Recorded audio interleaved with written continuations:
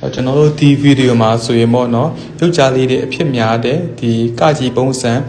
M shape နေရာကိုကျွန်တော်စပင်ပြန်ဆက်မှာဖြစ်ပါတယ်ခင်ဗျာဒီကိုဆိုရင်တော့ရန်ကုန်ကနေလာတာပေါ့လေနော်ကျွန်တော်ဒီအကိုမျက်နှာလိုက်အောင်ကျွန်တော်တို့ hair line တွေဆွဲပေးနေတာဖြစ်ပါတယ်ခင်ဗျာ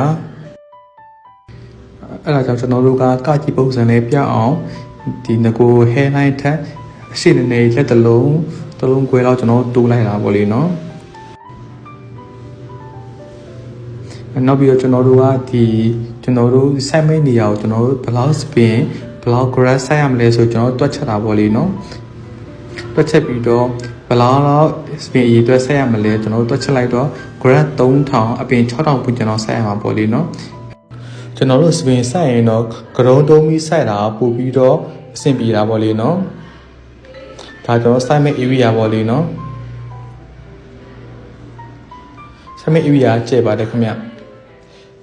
ကျွန်တော်တို့ spin နှုတ်မဲ့နေရာကလည်းကောင်းမှုလူတာပေါ့လေနော်အကိုရဲ့ဒိုနာ area ကောင်းတယ်ဗျကျွန်တော်နှုတ်လိုက်တော့ grad 3100ကျွန်တော်နှုတ်ထားတာပေါ့လေနော်အပင်အနေနဲ့ဆိုရင်တော့6200ပေါ့လေနော်ဒါတော့ကျွန်တော်ဆက်ပြီးချင်းနေထားပေါ့လေနော်ကျွန်တော်တို့ site ထားတဲ့ graph က3100အပင် A အတွက်နဲ့ဆိုရင်တော့အပင်6200ကြာချိန်ကတော့4နာရီဝန်းကျင်ပဲကြာပါတယ်ခင်ဗျာ3နိုင်ခွဲ4နိုင်ဝန်းကျင်ပဲကြာပါတယ်ခင်ဗျာကျွန်တော်ဒီလိုမျိုးပေါ့နေမှင်းရင်ပေါင်းမရှိတဲ့နေရာမှာဆိုရင်တော့ကျွန်တော်တို့ space site ကုသမှုကအရန်ကောင်းပါတယ်ခင်ဗျာ